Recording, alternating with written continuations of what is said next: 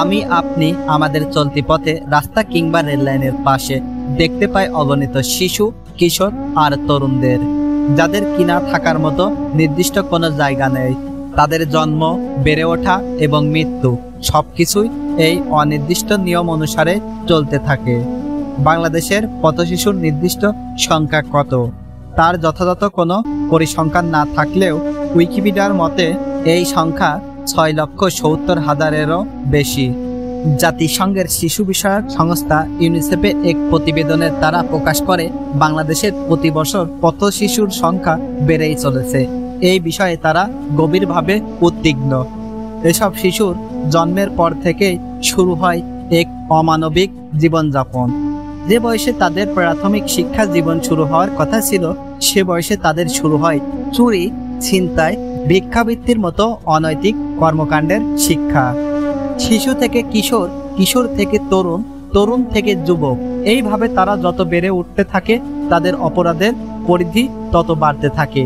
আর এইভাবে তারা ধীরে ধীরে সমাজের বিভিন্ন অনৈতিক কর্মকাণ্ডের সাথে জড়িয়ে যায়। চুরি আর ছিনতাইয়ের পাশাপাশি তারা জড়িয়ে যায় মাদকের ভয়াল থাবায়। জাতিসংঘের মাদক ও অপরাধ বিষয়ক সংস্থা ইউএনডিসি এর তথ্য বলছে, বাংলাদেশের 93% পথ শিশু মাদকাসক্ত, যার পরিপ্রেক্ষিতে আমরা তাদেরকে আমাদের এই সমাজের জন্য এক অভিশাপ হিসাবে দেখতে শুরু করি। আর এভাবে তারা সুশীল সমাজ থেকে হতে শুরু করে বিচ্ছিন্ন। তারা আমাদের সমাজের অংশ, এটা অনেকেই মানতেই নারাজ। বাংলাদেশ সরকারের পাশাপাশি বিভিন্ন মানবিক সংস্থা তাদেরকে নিয়ে কাজ করলেও আজ পর্যন্ত তারা তাদের ন্যায্য অধিকার ফিরে পায়নি। যুগে যুগে তারা তাদের অধিকার থেকে হয়ে এসেছে বঞ্চিত। তারা একজন নাগরিক হিসেবে তাদের মৌলিক অধিকারের পাশাপাশি সামাজিক অধিকারগুলো থেকেও হয়ে এসেছে বঞ্চিত।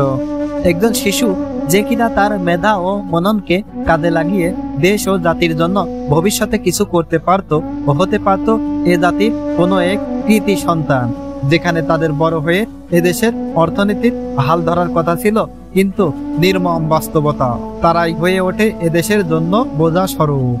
সেই নিষ্পাপ ফুলগুলো বেড়ে ওঠার আগেই ঝরে যায়।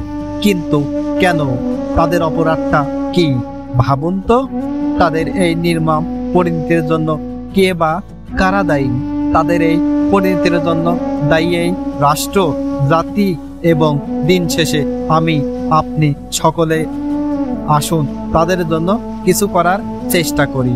ব্যক্তিগতভাবে না করতে পারলেও যে সকল সংস্থা বা প্রতিষ্ঠান তাদেরকে নিয়ে কাজ করে, যে যেভাবেই পারি না কেন তাদেরকে সাহায্য করি।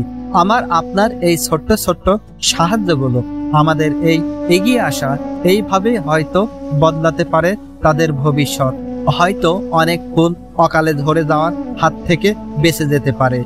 আসুন আমরা এই কমলমতি শিশুদের ভবিষ্যৎ রক্ষায় নিজ নিজ অবস্থান থেকে এগিয়ে আসি।